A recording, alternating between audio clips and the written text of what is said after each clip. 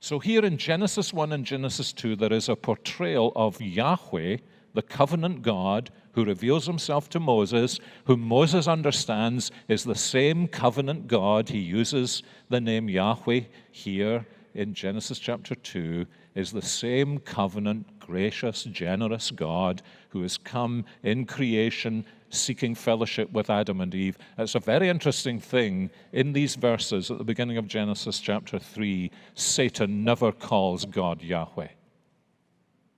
So something else is taking place. A diversion away from the real character and covenant love of God, and then this very subtle twisting in which God is being turned into a God who will love you and will be generous to you if you meet the qualifications. And then do you see what happens?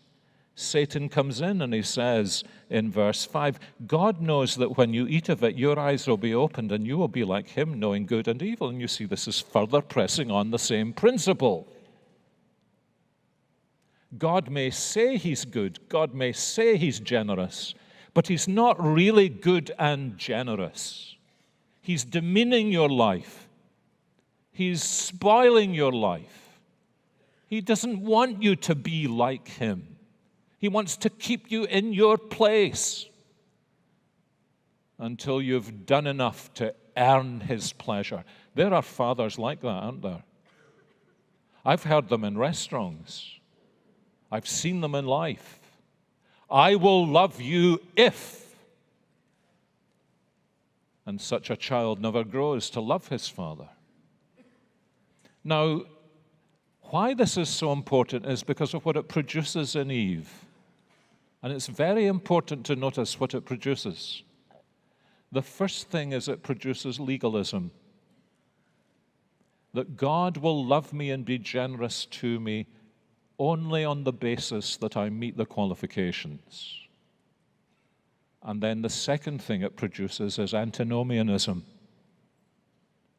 In order to be delivered from that bondage, she breaks the law that was given for her blessing, and she becomes an antinomian.